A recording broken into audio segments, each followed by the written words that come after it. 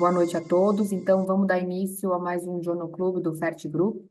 Hoje a gente vai falar de estratégias alternativas para o suporte de fase luta. Como palestrante, a gente tem o Dr. Roberto Antunes, que é diretor da Sociedade Brasileira de Reprodução Assistida. Obrigada, Roberto, pela sua presença. E como moderador, a gente tem o Dr. Luiz Augusto Giordano, que é médico especialista em reprodução humana. Queria agradecer também o patrocínio da Abbott, que está dando suporte para essa reunião de hoje. E, Roberto, eu passo a palavra para você. Obrigado pelo convite, Dani. É sempre um prazer estar participando aqui dos eventos que vocês aí do Instituto Sapiente organizam. É um prazer estar podendo dividir aqui a sessão hoje com o meu amigo Luiz. Luiz, ele é da Primórdia, ele faz casa da Primórdia aqui no Rio, né? De toda maneira, assim, é um prazer, realmente é um prazer estar aqui com vocês hoje. Eu agradeço muito pelo convite. Eu vou falar um pouquinho com vocês hoje sobre estratégias alternativas para suporte da fase LUT. Todos vocês estão vendo a minha tela.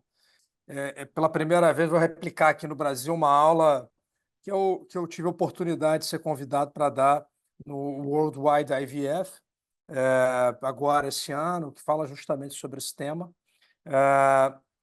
falando sobre o último toque de arte, fazendo uma analogia com o termo em inglês Assisted Reproductive Technologies, ART, que é um termo clássico, que todos vocês estão familiarizados.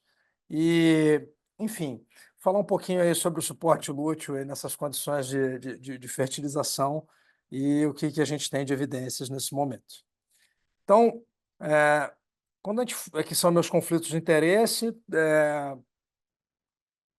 e eu acho que um ponto interessante, já que está falando de Assisted Reproductive Technologies, né, sobre ART, sobre arte, é a gente começar falando um pouquinho sobre a definição de uma obra de arte.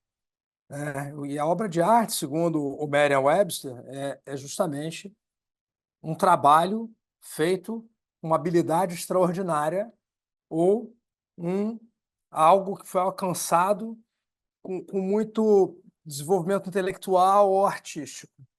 Então, usando essa definição do Webster, ponto interessante caramba, tá bom, mas o que isso tem a ver com o conceito de reprodução humana? Né? Então, quando a gente fala sobre a reprodução humana, a gente está falando sobre um processo que é extremamente delicado e equilibrado, onde qualquer coisa pode causar um certo desequilíbrio.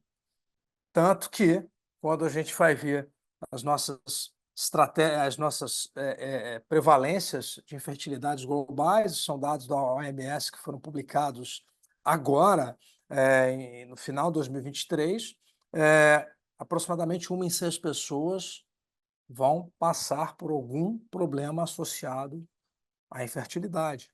Isso é uma prevalência enorme. Mas, olhando para esse lado, então, o que são as tecnologias assistidas à reprodução? Nada mais são do que tecnologias capazes de restaurar esse equilíbrio que tão delicado da reprodução humana, que determinados pontos podem levar a, a, a essa perda desse equilíbrio. Então, quando a gente olha para esse lado, fazendo analogia com esse conceito de arte, e se você for pensar que a gente consegue, através dessas tecnologias de reprodução assistidas de reprodução, resolver esse problema da infertilidade, ou pelo menos ajudar e chegar nos conceitos de vida, então, as tecnologias assistidas de reprodução nada mais são do que uma verdadeira obra de arte. Mas um ponto muito importante que a gente tem que ter é justamente se o fato de você ter uma obra de arte na mão, se você ter algo que requer uma produção intelectual enorme, algo que precisa de muita habilidade para ser feito, será que isso significa que você vai ter perfeição, obviamente que não. E nós conseguimos ver isso quando nós observamos os relatórios do Registro Europeu. O último que foi liberado foi de 2019, onde ele mostra que as tecnologias de reprodução assistida, elas determinam uma taxa de gravidez clínica de 25% a 30%, em média, com uma taxa de nascidos vivos de 15% a 25%. São dados oficiais do Consórcio Europeu de Monitoração de FIV, em 2019. E se, por um lado, quando a gente fala de arte mesmo, a definição do Adam Rowe vai gerar entre algo que envolve a criação, o enquadramento e a moldura o modelamento de uma ideia ou de um conceito. Por outro lado, quando a gente fala das artes, mas como tecnologias assistidas de reprodução, isso é algo que vai envolver 3 aspectos fundamentais, que é a estimulação ovariana, as tecnologias de laboratório e o suporte da fase lútea. Então, quando a gente vai avaliar cada um desses pontos, por que focar na fase lútea nesse momento é o que eu vou mostrar para vocês agora. Então, quando a gente fala sobre a estimulação ovariana em termos de eficácia, por exemplo, do ponto de vista de supressão da hipófise, observem que as taxas de cancelamento em pacientes, esse é um trabalho de baixo prognóstico, observem aqui embaixo, pacientes com reserva ovariana diminuída, mesmo em pacientes de mau prognóstico, você tem taxas de cancelamento, seja com protocolos clássicos ou com protocolos mais modernos, relativamente baixas. Taxas de cancelamento de ciclo baixas, 4% a 15% de cancelamentos de ciclos. Não teve cancelamento de ciclos a depender do tipo de estimulação ovariana, com doses de gonadotrofinas diferentes que vocês fizeram, que foram feitas. As tecnologias de laboratório, olha só que interessante, as chances de você ter uma falência de fertilização, a falha total de fertilização, é de 4,8%. Isso num levantamento de quase 150 mil ciclos de FIV, baixo. Quando a gente vai para o congelamento e o descongelamento de embriões, taxa de sobrevida dos embriões, quase 100%. Então, por que a gente tem que focar na fase lútea nesse momento? 2 dos pilares, embora eles existam falhas neles, são pilares que estão muito bem estruturados.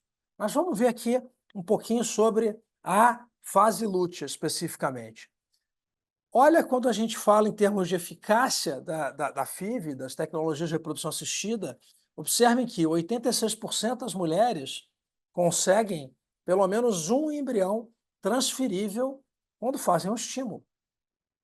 No entanto, a chance dela ter um nascido vivo gira em torno de 25% a 30%, de acordo com esse levantamento de Garg, agora de 2024, chegando até 50% no máximo, se for um embrião euploide.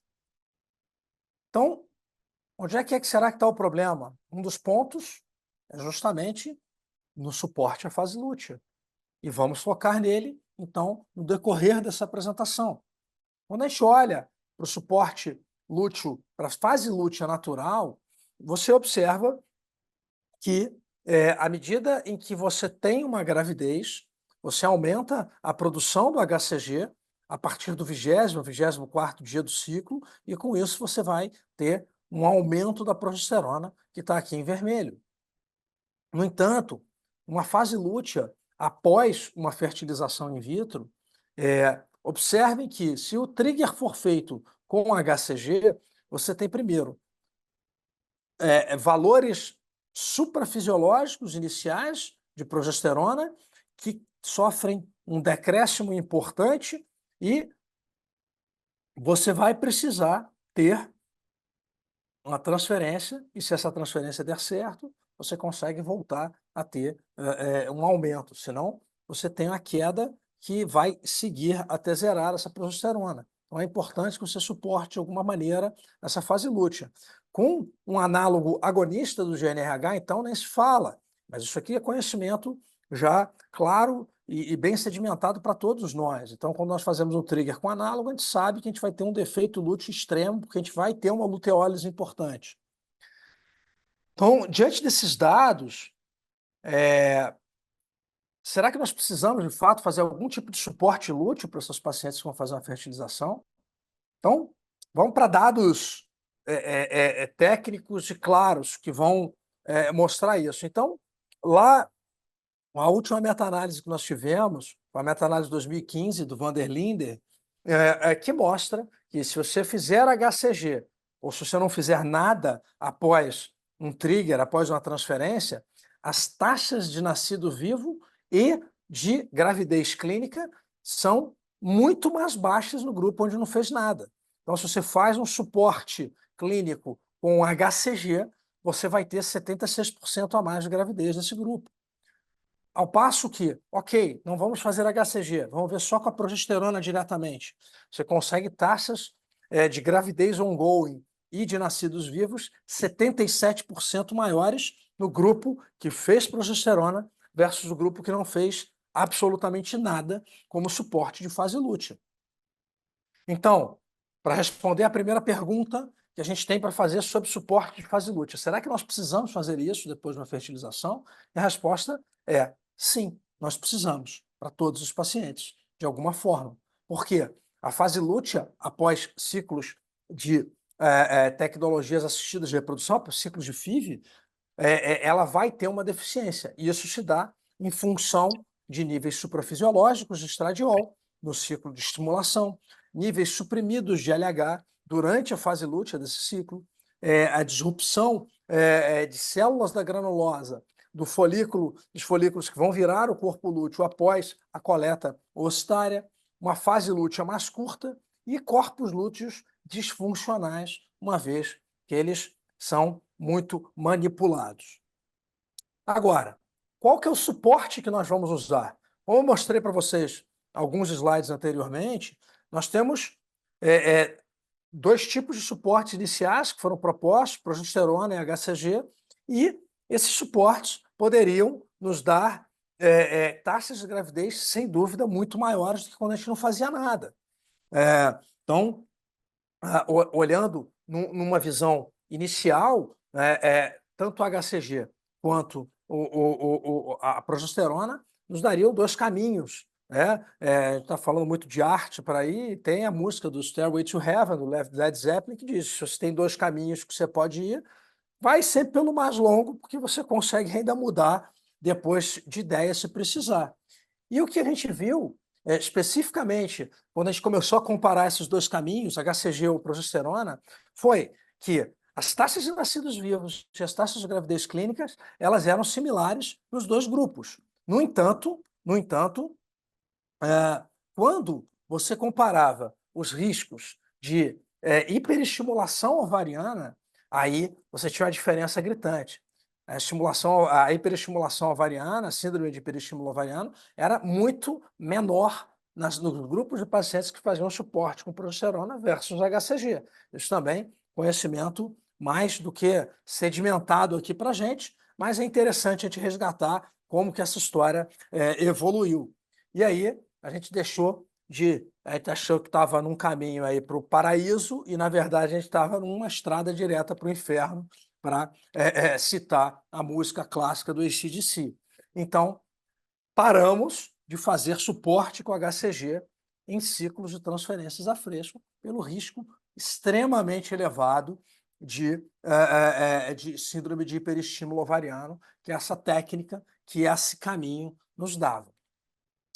E aí, já que eu citei Led Zeppelin e citei também o AC/DC, eu gosto muito de rock, e aí uma curiosidade para vocês que não sabem, esse é um poema que foi criado, que foi escrito pelo Alfred Lord Tennyson, que foi o poema que deu origem a uma música muito famosa de uma outra banda de rock muito famosa, o Iron Maiden, chamada Carga da Cavalaria Leve, que reflete um episódio específico que ocorreu na Guerra da Crimeia.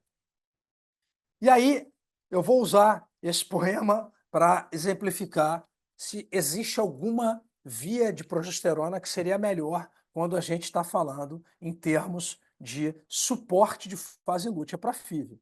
Então, esse episódio da carga da cavalaria leve foi um episódio muito interessante que se transcorreu na Batalha de Balaclava, onde a cavalaria leve inglesa recebeu uma ordem equivocada de carga, né? Eles deram a carga para a artilharia russa e eles foram basicamente dizimados, voltaram meia dúzia deles. É um poema muito bonito, eu recomendo que vocês leiam.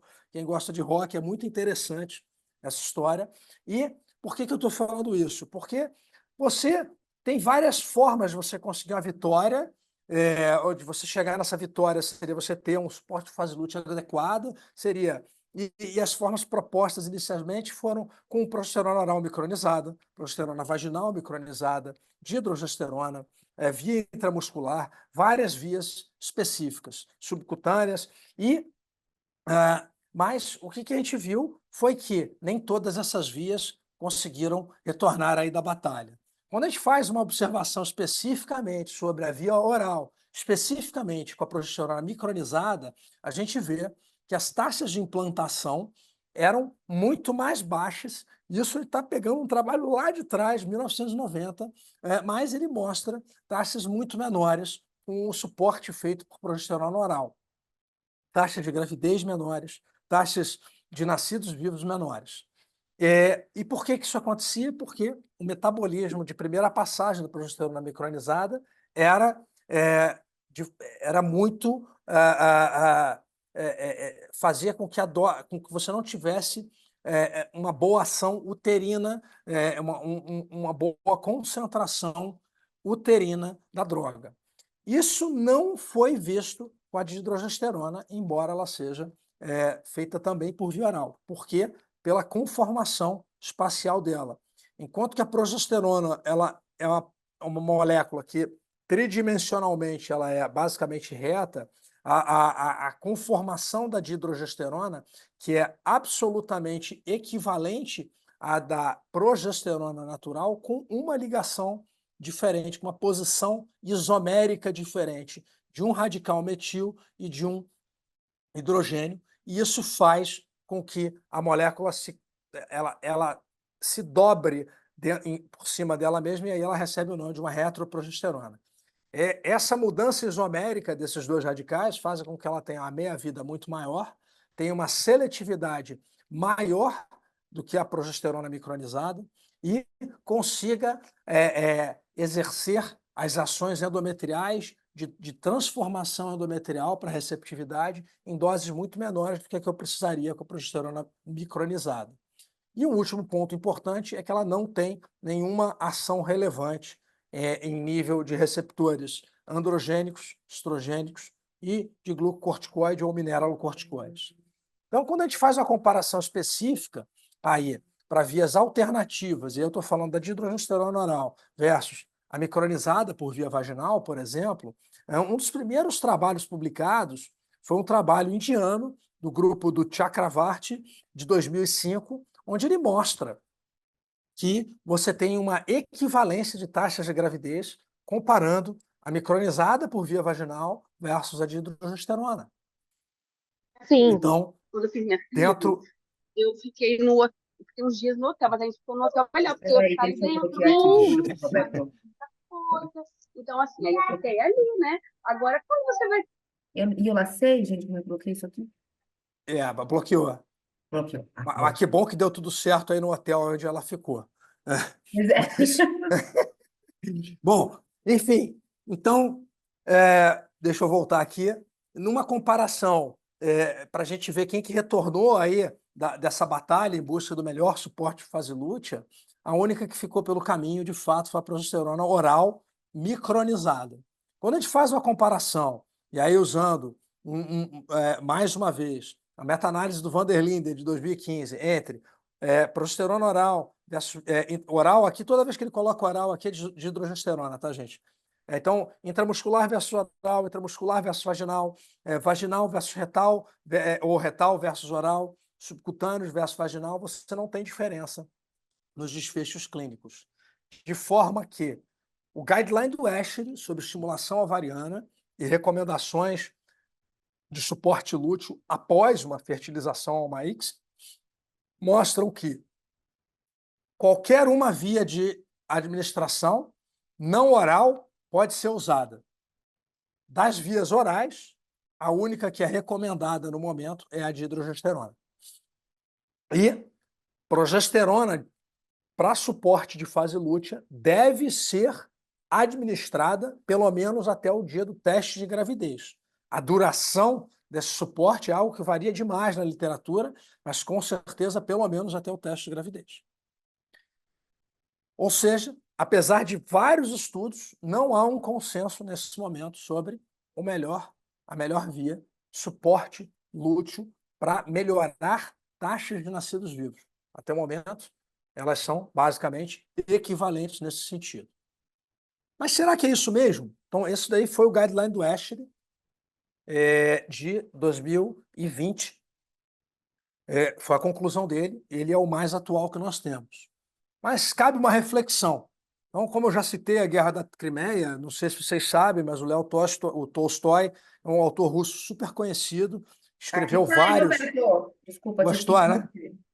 Aqui tá, hein? Todo cheio das artes, literatura. Vamos seguindo no storytelling aí que ficou legal. Mas o Tolstói, ele lutou na Guerra da Crimeia, ele era um tenente de artilharia e ele ficou tão traumatizado com a guerra, depois ele escreve, baseado nas experiências próprias dele de guerra, o Guerra e Paz, que apesar de não ser sobre a Guerra da Crimeia, sobre as guerras napoleônicas, ele faz uma série de reflexões sobre a guerra, né? E fazendo essas reflexões sobre será que todo suporte fase lútea vai ser igual de fato? E é quem está falando ainda em transferências a fresco, tá, gente? Transferências a fresco. Então, quando a gente faz uma comparação sobre hidrogesterona versus micronizada, um trabalho publicado em 2018, que foi inicialmente citado é um trabalho lá de Brasília, tá? Desculpa, o trabalho de Ribeirão, que foi feito por alguns dos autores que são lá de Brasília também, e é uma meta-análise muito interessante, que mostra as mesmas taxas de gravidez e as mesmas taxas de nascidos vivos, comparando a micronizada vaginal com a de hidrogesterona, mas eles fazem uma comparação de tolerabilidade, e aí, obviamente, a dihidrogesterona ganha nesse sentido, mostra melhor tolerabilidade, mas esse trabalho foi retirado depois numa atualização do guideline de estimulação ovariana do ASHRAE, porque eles alegaram que ele tinha alguns erros metodológicos, e isso foi, inclusive, questionado, porque o trabalho é um trabalho bem feito, e é um trabalho brasileiro que estava citado no guideline inicialmente. Tá? Enfim, mas esse aí já é algo inicial aqui para a gente fazer dessa comparação, dessa reflexão sobre transferência a fresco, mas o que é mais interessante, esses são trabalhos inequívocos que foram publicados em 2017 e em 2018, que é o Lotus 1 e o Lotus 2, eles mostram que em 2 ensaios clínicos randomizados, com um pool de pacientes, 2.665 pacientes, cegados, duplo cego, randomizados. Os 2 trabalhos são muito bem feitos, mas são trabalhos visando transferências a fresco. E eles mostram, foram trabalhos de não inferioridade, onde eles mostram que não houve diferença em desfechos obstétricos, neonatais ou malformações quando você comparava a vaginal, seja micronizada em cápsulas ou em gel, versus a de hidrogesterona. E aí depois, fazendo o que eles chamam de meta-análise com avaliação de dados individuais, porque o Lotus 1 e o Lotus 2 foram trabalhos de não inferioridade, eles não foram feitos para definir superioridade, embora os resultados tenham se mostrado melhor desempenho da de hidrogesterona. E aí eles pegaram esses dados desses 2 trabalhos e conseguiram fazer uma meta-análise usando paciente a paciente com um tratamento específico para avaliar superioridade. E em ciclos a fresco, você, nessa meta-análise, que foi publicada pelo Grissinger e pelo Bloquil, em 2020, eles mostram taxas de gravidez, taxas de nascidos vivos, de gravidez 32% maiores, nascidos vivos 28% maior, nessa meta-análise de dados individuais, né, onde ele pega caso a caso e consegue fazer um novo trabalho. É bem interessante esse trabalho, eu recomendo que vocês vejam. Ou seja, aparentemente, para ciclos a frescos, você tem, inclusive, ao que tudo indica, uma superioridade das taxas de gravidez e de nascidos vivos com uso de hidrogesterona versus micronizada. Um ponto importante que todos pensam quando a gente fala em termos de hidrogesterona é justamente sobre a questão de malformações congênitas. E o que nós temos em termos de malformações congênitas e de hidrogesterona? Nós temos, basicamente, 2 publicações apenas que falam sobre malformações e de hidrogesterona. A publicação de 2020 ela foi retirada por viés metodológico importante e, nesse momento, essa de 2015 é uma publicação também com vieses importantes e ela está sendo, o artigo está sendo retracted também, mas ele ainda é encontrado, ele ainda está valendo. Mas eu estou falando isso porque eu estou participando desse grupo que está revendo e avaliando a retirada desse artigo. O que nós temos especificamente em termos de análise? A hidrogesterona é uma droga que tem já desde 1960, desde a década de 60, e você tem uma série de acompanhamentos sobre birth defects, sobre malformações. O primeiro deles, de 2009, é da Annette Poisser-Luft, que ele mostra que não há associação causal entre o uso de hidrogesterona versus malformações congênitas maiores. Em 2022, o Catalinic ele levanta todos os ensaios clínicos randomizados, especificamente com o intuito de pesquisar malformações congênitas, e ele não mostra diferença entre micronizada e de hidrogesterona, mas esse foi 2022 e 2023 você tem um abstract do Escher que não foi publicado até o momento, onde o próprio autor define várias limitações sobre falhas de reporte e falta de causalidade, onde você faz uma avaliação de sinal baseada num banco de dados de farmacovigilância. Então, esse abstract ele impressiona pelos números, mas é um desenho que tem uma série de problemas metodológicos. Após esse abstract, o Catalinic faz uma nova meta-análise, onde ele inclui mais estudos e ele divide entre ensaios clínicos de alta qualidade, de baixa qualidade, e ele também não encontra nada associado a risco adicional para malformações de hidrogesterona. Então, quando a gente vai para uma pirâmide de evidências, claro, nós temos dados bastante consistentes de segurança de uso da hidrogesterona, ao passo que os 2 estudos, um publicado e em vias de ser retratado, e o outro que nem publicado foi, que é o de Henry, de 2023, são estudos casos controle então é difícil a gente falar que há alguma correlação nesse sentido. Pois bem, eu sempre digo para o pessoal que trabalha comigo que se você está na dúvida de qualquer coisa, levante seus dados, né? Claro que isso aqui são só meus dados, são dados que foram apresentados e que nós acabamos levantando, nós mandamos uma série de questionários, foram 115 respostas de pacientes, dos 189 questionários enviados, 46% delas usaram micronizada, 39% de hidrogesterona, e as taxas de malformações foram bem baixas, reportadas e equivalentes, inclusive sem nenhuma diferença estatística. Óbvio que isso aqui não tem nenhum poder estatístico, tá, gente? Mas eu sempre recomendo vocês Se vocês estiverem na dúvida, levantem seus dados, vejam e busquem, porque isso faz diferença. No entanto, e aí para deixar a Dani feliz, eu vou sair do Tolstói e vou para o Júlio Verne. O Júlio Verne tem uma frase muito interessante no livro dele, A Volta ao Mundo em 80 Dias, onde ele diz que os trens, assim como o tempo e as marés, não param para ninguém. E por que eu estou falando isso? Porque tudo isso que a gente falou até agora foi em termos de transferências a fresco. Mas o mundo mudou, o mundo continua caminhando. E vamos observar aqui os dados aqui latino-americanos do último registro que foi publicado em 2023, referentes ao registro de 2020, de 1996, onde apenas 9,1% das transferências eram feitas em ciclos congelados. Em 2020, 66,6% dessas transferências já eram feitas em ciclos congelados. E a gente vê isso também nos dados americanos. Um aumento das transferências de embriões congelados de 28 mil em 2010 para 126 mil em 2019. Ou seja, é um aumento exponencial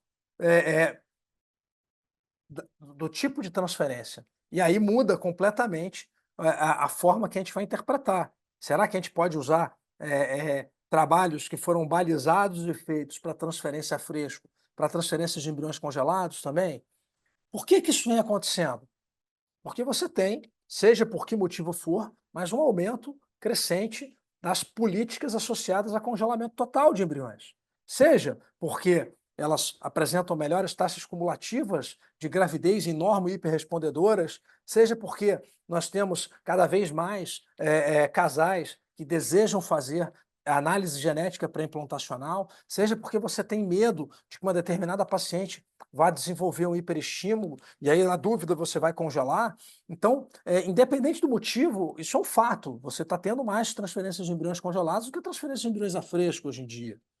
E aí a gente vai para os tipos de transferências de embriões congelados, que é o principal ponto a ser discutido por nós hoje. Então, quando a gente vai avaliar os tipos de transferência, nós temos o primeiro, que é o tipo clássico, que foi feito por anos e anos e anos, décadas, eu diria. Até hoje ainda é o ciclo de transferência predominante, que é o ciclo de preparo hormonal, onde você vai fazer uma inibição do desenvolvimento folicular usando estrogênio, e depois você, quando atinge uma determinada espessura endometrial, você começa a progesterona, seja ela qual for, em termos de suporte. Isso, a vantagem que eles advogam para esse tipo de preparo é que ele é mais flexível e conveniente, seja para paciente, seja para o médico, e eles implicam em menores taxas de cancelamento quando comparado aos ciclos naturais reais ou os ciclos naturais modificados.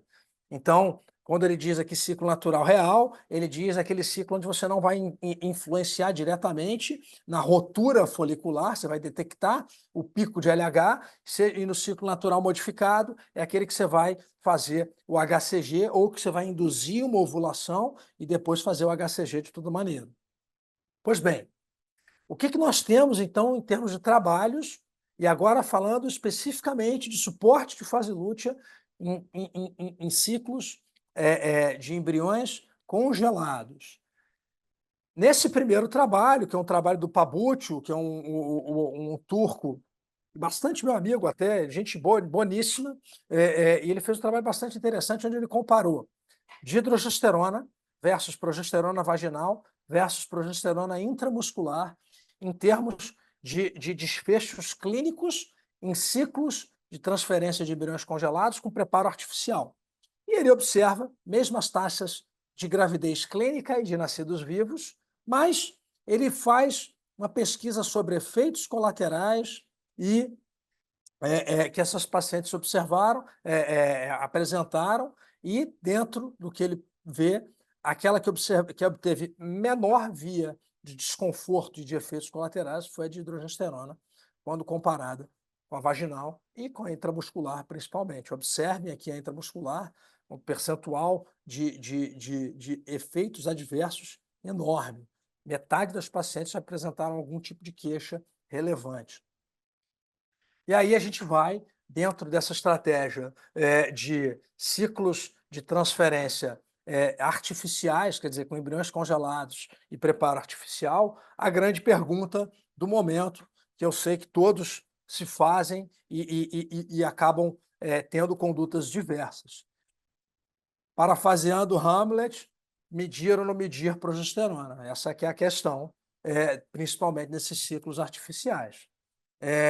Então,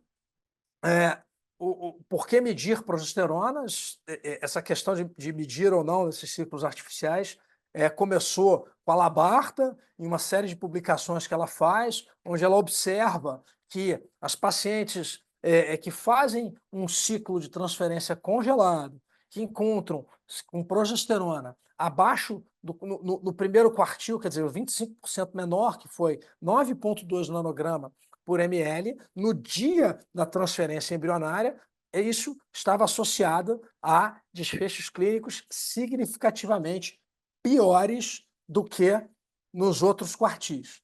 E aproximadamente 30% das pacientes encontravam-se com níveis abaixo de 9,2. Um ponto interessante é que esses trabalhos da Labarta, eles foram feitos baseados em uso de progesterona vaginal micronizada. E aí você dosava a progesterona e via isso.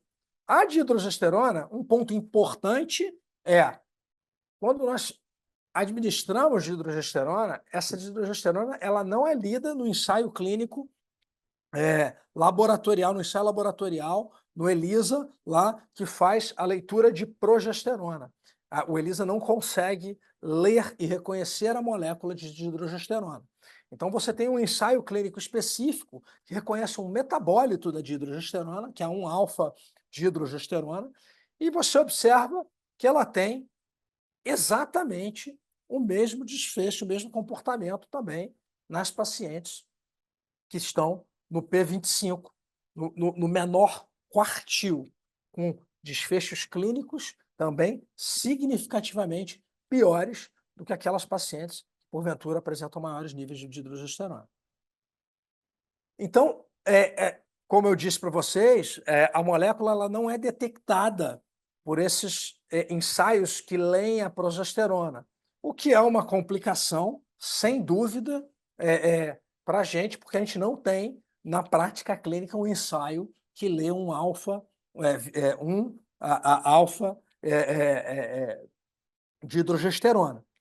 Isso daí já foi visto lá pelo FATEM, lá atrás, e isso, inclusive, foi uma limitação que durou por bastante tempo. Isso foi um proof of concept que ele publicou, com 5 pacientes, ele mostrava desfechos piores, com níveis de progesterona muito mais baixos, que ele atribuiu a isso. E, na verdade, esse tipo de comportamento não significa que a dihidrogesterona não está agindo. Hoje a gente sabe isso com muita tranquilidade. Então, quais são as estratégias que foram propostas quando você está lá num ciclo artificial, faz o seu suporte lúteo por via vaginal com progesterona e esses níveis vêm baixos? Então, as estratégias propostas foram suplementar com progesterona intramuscular ou subcutânea a partir da data da transferência, e isso conseguiria restaurar os desfechos clínicos. Isso foi muito bem demonstrado tanto pela Labarta quanto por uma série de outros autores. Eu coloquei apenas 2 estudos aqui para mostrar isso. Então, se você suplementar com progesterona por via intramuscular ou progesterona por via subcutânea, nessa paciente que você fez a vaginal micronizada apenas, você tem uma paciente que vai conseguir atingir taxas de gravidez equivalentes àquelas que ela teria se tivesse níveis de progesterona anteriores, já de cara, maiores. Mas, caramba, será que isso é necessário mesmo? Porque a gente está falando de uma injeção diária de progesterona intramuscular ou injeções diárias de progesterona por via subcutânea. E aí, a Shari Mackens, que é uma médica lá do grupo do Bloquil, mostra um trabalho muito interessante, onde as pacientes com níveis abaixo de 8,8 de progesterona no dia da transferência Se elas tiverem sido suplementadas com uma suplementação dupla, usando a vaginal mais a dihidrogesterona, você tinha os mesmos desfechos clínicos daquelas pacientes que fizeram a progesterona vaginal isoladamente e conseguiram níveis maiores de progesterona, níveis maiores do que 8,8. Então, quando você faz essa suplementação dupla, mesmo que você tenha um nível mais baixo de progesterona, você consegue ter desfechos clínicos equivalentes usando a dihidrogesterona. Então, é um passo bastante interessante, uma vez que você não vai precisar fazer um monte de injeção nessa paciente e fora que o custo vai ser muito menor. Então, será que nós temos mesmo que medir esses níveis de progesterona nesses ciclos artificiais? Então, vamos lá. Trabalho da Barbara Lawrence, que é do grupo do Fatemi e do Barizata, um estudo retrospectivo onde eles fizeram a transferência de um embrião euploide em ciclos de transferência artificiais, onde eles começavam a suplementação com micronizada apenas, eles faziam a reposição com micronizada e no terceiro dia, após o início da micronizada, eles iniciavam a dihidrogesterona. E eles dividem em 3 grupos. Aqueles que você fazia a mensuração de progesterona. E aí, nesse caso, o nível de progesterona visto é aquele que reflete a ação da micronizada e ela encontrava-se abaixo de 10 e você não mexia nessa dose da micronizada. Mantinha a dihidrogesterona, não mexia na dose da micronizada. O outro grupo, que estava também abaixo de 10, mas eles aumentavam a dose da micronizada para o suporte lúteo posterior à transferência, e aquele grupo que já vinha já com mais do que 10, eles mantinham só a dose inicial e a dihidrogesterona, e eles não veem diferença nas taxas de gravidez clínica nem de abortamento nesses 3 grupos. Ou seja, se você faz a dihidrogesterona junto com a micronizada por via vaginal, você consegue manter taxas de gravidez equivalentes, independente dos níveis de progesterona. E aí um outro ponto interessante para a gente falar e discutir ok, nós discutimos primeiramente sobre o cenário do suporte lúteo no ciclo de transferência fresco e vimos que a dihidrogesterona tem resultados melhores, aparentemente, do que a vaginal micronizada.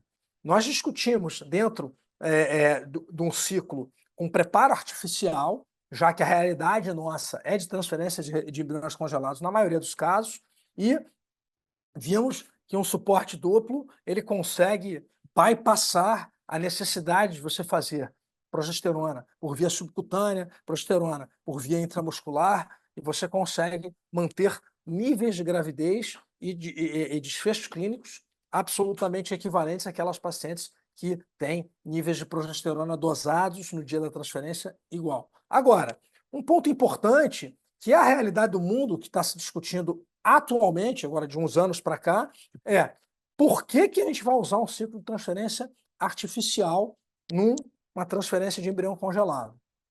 Então, comparando o natural com o artificial, por exemplo, essa meta-análise da Jocelyn Gunn mostra que você tem taxas de gravidez maiores nos ciclos naturais, os ciclos que têm um corpo lúteo. Eu brinco muito, eu já dei uma aula fazendo essa comparação de natural por artificial. Será que a gente consegue replicar o que é de fato o corpo lúteo? Será que é fácil fazer a Mona Lisa? Você pegar e desenhar, deve ser fácil? Não é. É difícil você replicar o corpo lúteo. O corpo lúteo ele produz muito mais do que só estrogênio e progesterona. Então, eu sou um grande defensor dos ciclos de transferência com corpo lúteo. Então, quando a gente vai ver, embora essa meta-análise da Jocelyn Gunn seja uma das mais recentes, você tem uma série de dados que falam assim, olha, os desfechos clínicos parecem ser equivalentes, pelo menos aí, em termos de gravidez.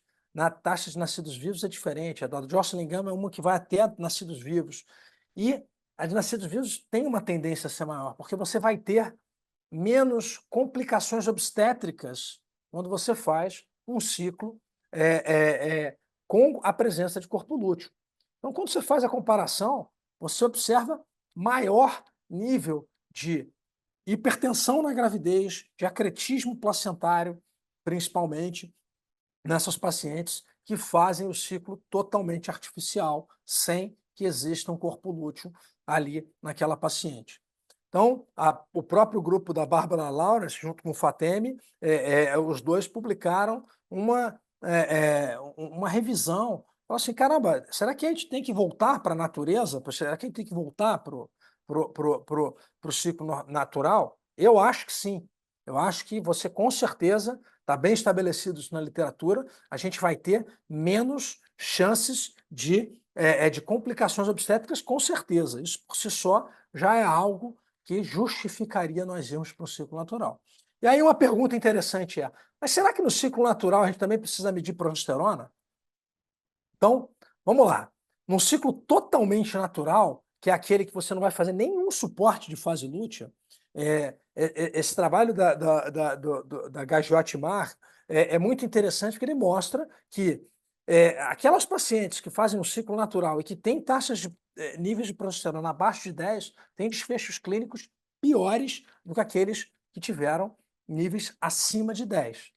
Um ponto interessante é o percentual de pacientes em ciclos naturais que têm níveis abaixo de 10, tem progesterona baixa, é muito menor do que no ciclo artificial, gira em torno de 3%. Esse é um dado interessante. Mas é importante a gente suplementar a progesterona de toda maneira nesses ciclos naturais para você não perder taxas.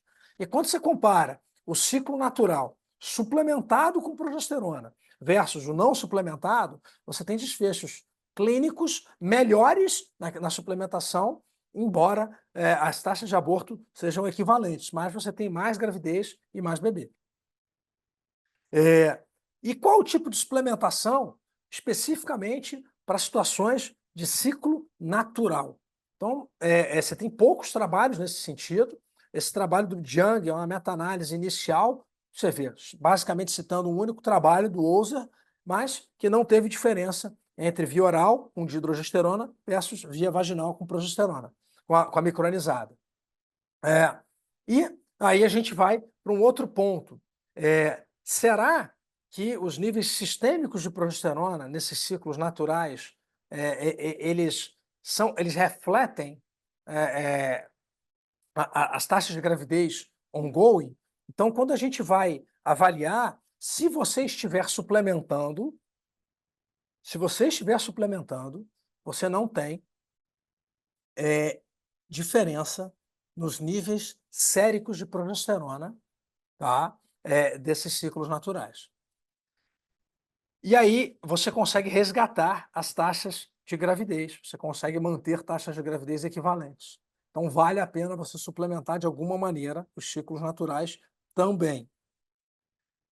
Eu trago aqui para vocês, a gente está tratando um pouco melhor esses dados, a gente ainda não terminou esse tratamento, a gente está aumentando o N para fazer essa comparação e publicar, mas esses são dados iniciais, eu chamo, crus, né?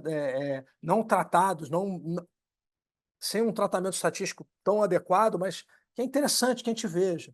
Por exemplo, na clínica de 412 transferências embrionárias, nós tivemos 249 ciclos naturais modificados, 163 artificiais, uma taxa global de implantação de 45%.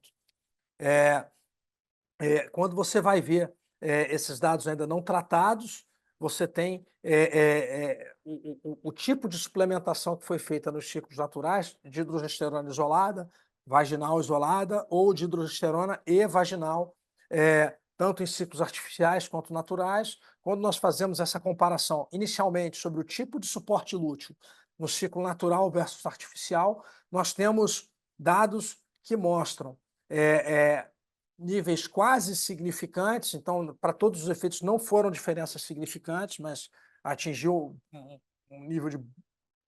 bateu na trave ali para a significância, tanto quando você usa a dihidrogesterona no ciclo natural, então o ciclo natural com melhores resultados do que os ciclos artificiais, e quando você vê dentro do ciclo artificial o suporte duplo, ele performou, embora sem diferença significante, mas com números expressivamente melhores do que quando você fazia o suporte isolado no ciclo artificial, com a dihidrogesterona ou a vaginal.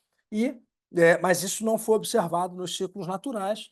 Isso pode ser, inclusive, atribuído ao fato do próprio corpo lúteo estar produzindo. Então, todas essas pacientes têm, no mínimo, 2 vias de suplementação, seja com corpo lúteo mais a dihidrogesterona, corpo lúteo mais a micronizada, ou uma via tripla, com a vaginal, a oral e o corpo lúteo. Finalizando, que vocês não devem estar mais aguentando me escutar, as minhas mensagens para casa são rápidas. Então, todo ciclo de transferência, seja ele qual for, precisa de transferência embrionária, vai precisar de um suporte de fase lútea. A fresco, congelado, você sempre vai ter que suplementar.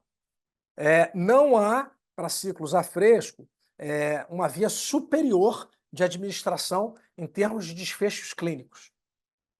Agora, você tem dados recentes que mostram que a dihidrogesterona pode ser superior à vaginal em um cenário de transferência a fresco, específico para esse cenário. E, em termos de segurança, o perfil de segurança da dihidrogesterona não tem nada que me deixe remotamente preocupado em termos de maiores taxas de malformações ou algo nesse sentido. Para finalizar, então, nós temos as transferências congeladas. Os ciclos artificiais apresentam piores desfechos clínicos e, com certeza, obstétricos, do que comparado com os ciclos naturais. Você fazer uma suplementação com dihidrogesterona vaginal, intramuscular, tem desfechos clínicos semelhantes em ciclos artificiais, principalmente naquelas pacientes que fazem o suporte duplo. Você pode eleger qualquer uma dessas vias para suporte duplo, você teria bons resultados. Níveis baixos de progesterona em ciclos naturais, em torno de 30%, nos ciclos naturais, como eu disse para vocês, em torno de 3%. E, como eu disse, você fazer uma suplementação dupla, seja como for, você consegue restaurar os resultados clínicos desse ciclo de transferência. E, no caso de transferências de embriões congelados, preferencialmente optar por ciclos naturais com suplementação lútea sempre que possível, seja ela qual for. Tá? Os ciclos naturais, onde você já está suplementando de alguma forma, não há necessidade de você ficar dosando progesterona sérica, isso não vai te agregar em dados, vai só te complicar, na verdade. Então, para finalizar, Dani, aqui essa homenagem, né? Você tem uma frase do Nietzsche que diz que a arte seria a tarefa apropriada, a tarefa esperada da vida. Mas eu faço uma inversão dessa frase e eu digo o seguinte: se a gente pode falar que a arte é a tarefa apropriada da vida, por que não dizer que a vida também seria, no caso, a tarefa apropriada das tecnologias de reprodução assistidas ou ARTs? Então, com isso eu finalizo aqui minha aula e fico aberto aqui para discussão e para perguntas e responder dúvidas aí que porventura existam, se tiver alguém aí que queira falar. Muito, muito bom, Roberto, adorei sua aula, viu? Muito obrigada aí. Doutor Luiz, eu te passo a palavra para você moderar a discussão. Parece que tem algumas perguntas aí, alguns comentários nos comentários. Então, te passo a palavra. Muito obrigado.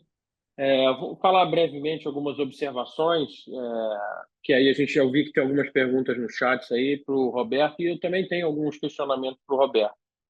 Roberto, muito obrigado, assim, maravilhosa a sua aula, né? A gente já sabe dessa qualidade. Eu vou pedir para o pessoal do Sapiente que eu vou querer 2 certificados, um da aula de reprodução assistida e um de história, tá? E atualizações. São 2 certificados depois dessa aula que a gente vai poder com o Roberto. Então, Roberto, essa discussão da dihidrogesterona, né? Você fez um apanhado histórico muito interessante, que a gente tinha um conhecimento acumulado em virtude de ciclos de transferência a fresco, que obviamente a gente teve uma mudança importante aí depois da grande maioria, quase totalidade de ciclos congelados, né? E a minha dúvida, Roberto, é o seguinte, quer dizer, a gente entrou no ciclo congelados basicamente com com preparo endometrial, né, ciclo com preparação hormonal, praticamente todo mundo, e agora a gente começa a falar muito sobre o ciclo natural, né, ou natural modificado. E aí eu tive a curiosidade que você veio desenvolvendo todo o raciocínio da relevância da progesterona e posteriormente da relevância do corpo lúteo. Eu tive a curiosidade de pegar agora nesse congresso da ESH, eu fui dar uma passeada nos trabalhos, Roberto, e eu vi um trabalho interessante que é The Fat Optimizing RCT, um RCT, se não me engano, dinamarquês, onde ele colocou 4 grupos de pacientes, estudou cerca de 150 pacientes em cada grupo, 610 pacientes. E em todas as pacientes ele fez ciclo natural, né, para a transferência de embrião. Em todas elas ele fazia o HCG. E a partir do HCG fazia a randomização. Então, como ele fazia a randomização? Um grupo usava progesterona, o outro grupo não usava progesterona. E um grupo transferia embrião no 6º dia e outro grupo no 7º dia. E qual não foi a surpresa desse trabalho?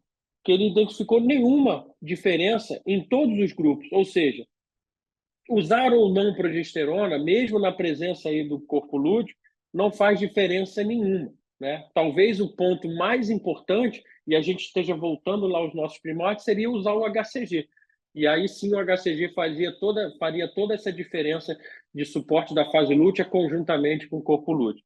Então a gente se preocupa muito com a progesterona, talvez daqui a pouco a gente nem esteja mais precisando de progesterona para fazer a nosso suporte da fase lútea.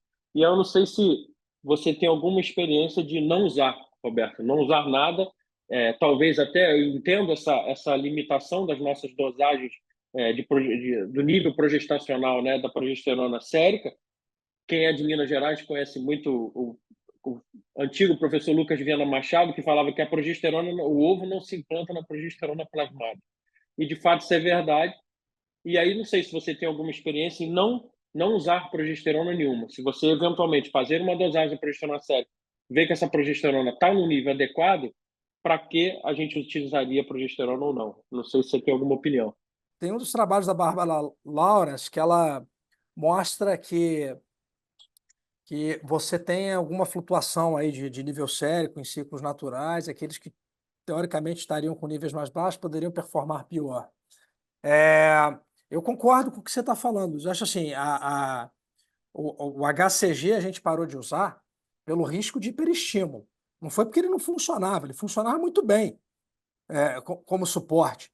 Ele não tem por que não funcionar. Inclusive, na verdade, se você for parar para pensar em termos de implantação, a implantação que a gente ela ocorre com o suporte de HCG, né? Você tem a progesterona, mas o que vai fazer aquele suporte inicial é HCG. Então, eu tenho algumas pacientes que se adaptavam mal com progesterona, ou que tinham muito efeito colateral com progesterona, que eu fazia microdose de HCG para suporte.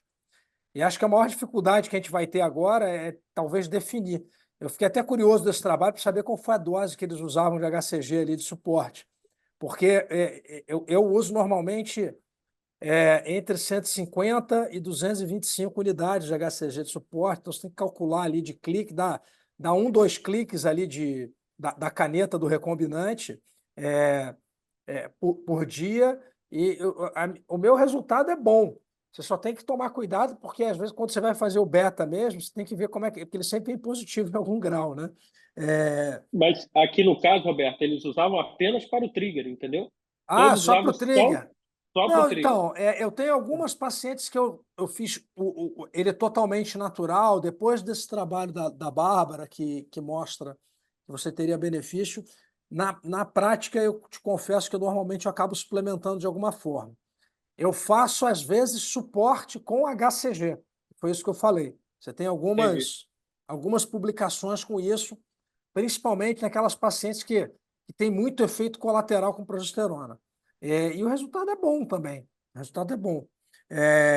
Mas é um trabalho só esse da Bárbara, né? Eu acho que a gente ainda tem chão para andar. Acho que interessante aí desse ensaio que você mostra primeiro, você vê que transferir dia 6 ou D7, isso bate, você tem um trabalho do grupo esloveno que mostra que a janela de implantação é muito maior do que o que a gente acha, né? Então, transferir LH mais 5, mais 6, mais 7, ou HCG mais 5, mais 6, mais 7, Isso pós o trigger, né? Pós o trigger com pós-trigger, HCG. parece que não tem a menor diferença. Exatamente. E um outro ponto importante eu acho que o corpo lúteo ele faz muita diferença, sim. E pode ser que não precise fazer nada, de fato. A outra questão é com relação à dosagem de progesterona, quando que você dosa, né? Eu comecei a estabelecer aqui na clínica, agora recentemente, para todas as pacientes, elas, quando fazem dosagem de progesterona, elas fazem 2 horas depois de usar a progesterona micronizada, para padronizar, porque senão é uma bagunça. Você tem um trabalho do Polisos muito interessante que ele mostra a flutuação de nível é enorme ao longo do dia e dependendo do momento que a paciente usa a suplementação com a micronizada, ou intramuscular, ou subcutânea que seja. Mas eu tive alguns ciclos de transferência totalmente natural, mas não foram muitos. Assim, a minha experiência nem foi ruim, não. Tá? Mas, no final das contas, eu acabo fazendo mais por respaldo do que qualquer outra coisa. É. E aí, o que eu vi você falando sobre a progesterona intramuscular, eu não tenho a menor experiência, acho difícil a gente usar. A gente usava a progesterona intramuscular muito antigamente, a gestadinona, que inclusive vinha estradiol junto, né? Eu não uso mais essa progesterona, mas eu acho a dosagem da progesterona, eu uso essa dosagem. Essa questão da dosagem o dia é muito interessante, porque, assim, apesar de ter uma oscilação diária, né, e durante o dia da administração da progesterona, os níveis progestacionais já sobem relativamente no segundo, terceiro dia de uso. Então, não Sim, necessariamente precisa ser no dia da transferência de embrião. De 1 a 2 sim, dias sim. anteriormente, você já tem essa noção e, eventualmente, se eu tenho essa dosagem mais baixa, eu associo. Eu gosto muito da progesterona natural micronizada. Eu vi algumas pessoas perguntando sobre dose. Depois você comenta aí o que você usa de dose, mas eu uso 800 miligramas dia de vaginal micronizado, e naquelas que tem um nível baixo, eu faço um resgate, uso um Dufaston mais 10 miligramas aí para ela. Normalmente é É, assim que eu faço. eu usualmente faço ou 200 de 8 em 8 da micronizada vaginal, ou, dependendo da paciente, faço 400 de 12 em 12. E atualmente eu faço quase todos os meus ciclos com suporte duplo. Eu até ainda doso progesterona, mas muito mais por uma curiosidade científica e porque eu quero publicar isso em algum momento do que qualquer outra coisa. A de hidrogesterona eu faço ou 10 miligramas de 12 em 12 ou 10 de 8 em 8 horas. Aí vai depender, enfim, normalmente para suporte eu acabo fazendo de 12 em 12. Mas nos ciclos, é, é, é, é, o que eu não tem diferença, e aí isso são dados não tratados ainda, tá, gente? A gente está levantando isso, mas até o momento a gente não viu nenhuma diferença das pacientes que deram níveis baixos de progesterona, fazendo suporte duplo, com aquelas que deram níveis normais já de cara. Então, É o que você mostrou o trabalho do Poliso daí, né? É. foi. É. Então, É, e eu acho que no fim, Roberto, a mensagem que você dá para gente é assim: há uma semelhança de resultado entre os progestágenos que nós utilizamos. Então, inclusive em segurança de uso, como malformações.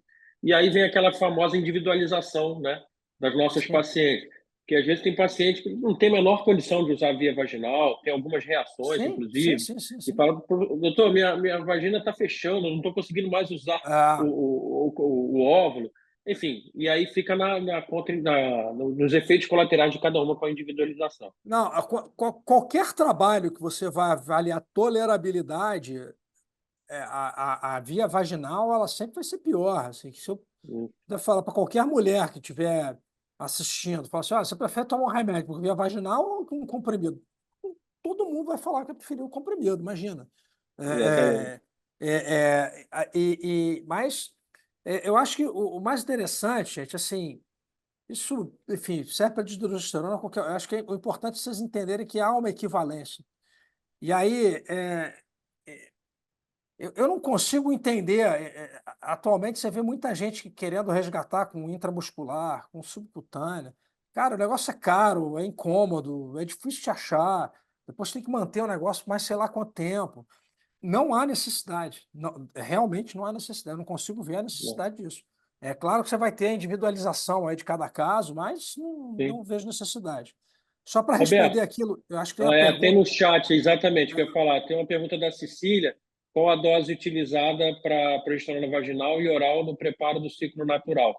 A gente falou antes, eu estava falando em É, ciclo artificial, né? não, mas no ciclo natural, eu faço só depois. Como é que eu faço normalmente? Eu dificilmente uso HCG, tá, gente?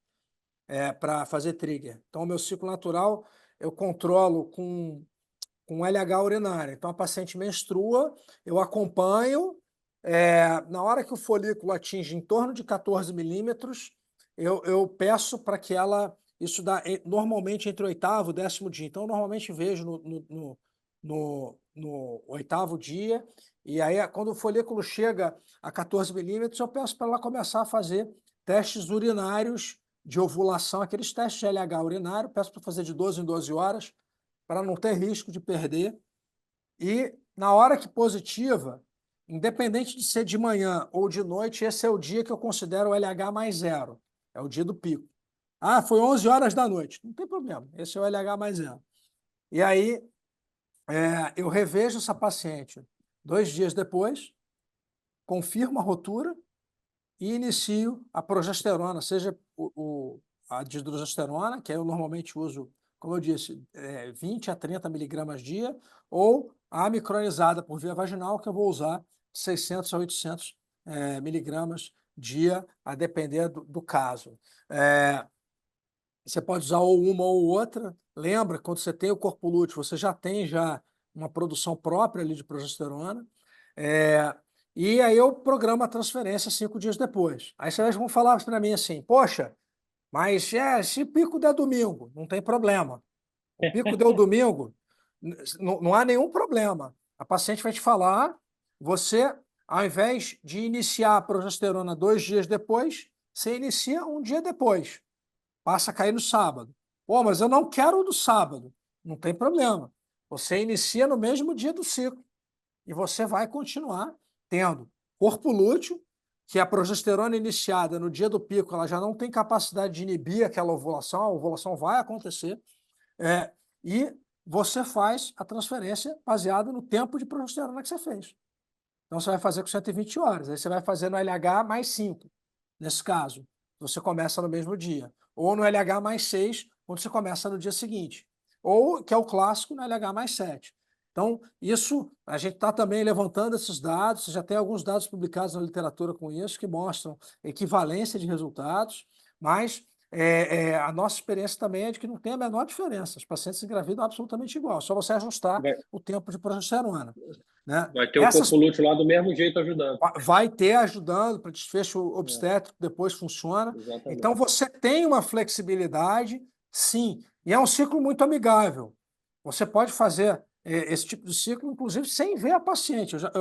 Eu tenho paciente que veio da Coreia do Sul, paciente que veio da Holanda, paciente que veio da França, do Canadá, todas elas fazendo ciclo natural.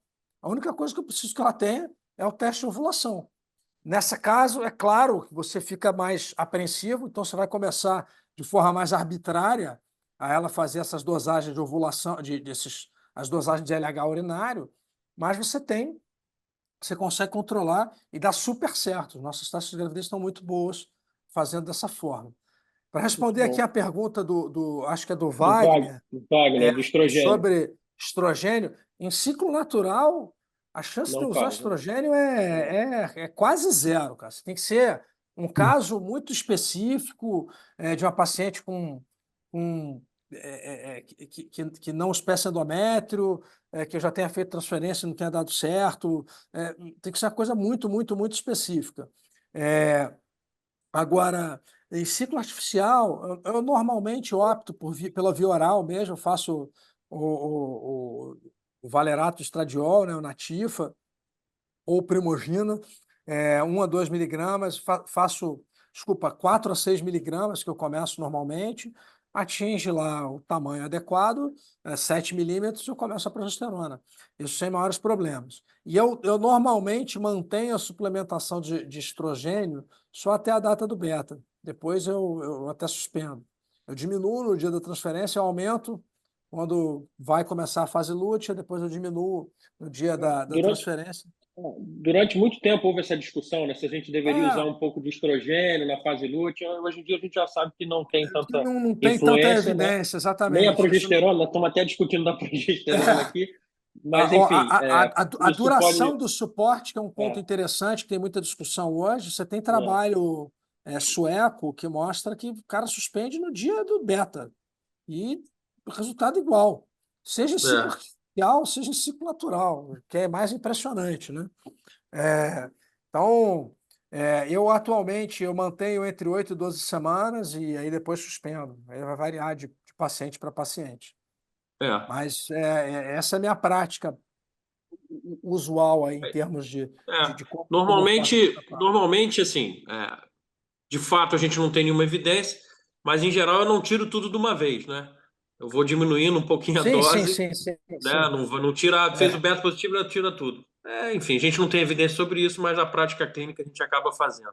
Eu agradeço muito. Queria agradecer mais uma vez o convite. Obrigado, Dani. Obrigado aí a todos aí pela paciência. Eu espero que vocês tenham gostado da aula. Todos vocês, eu estou em todos os grupos lá da SBRA, então se alguém quiser tirar alguma dúvida específica, tiver ficado com vergonha aí, é só me mandar uma mensagem no privado, não há nenhum problema, ou pedir para a Dani ou para o Luiz aí me encaminharem e eu fico à disposição aí para vocês. Tá? Parabéns, super obrigada. Obrigada, doutor Luiz. Valeu, gente. Obrigado, Obrigada a todo viu? mundo aí que ficou até tarde. E valeu, gente. Valeu, Beijo. valeu, gente. Um Obrigado a abraço. todos. Tchau, tchau, tchau, tchau.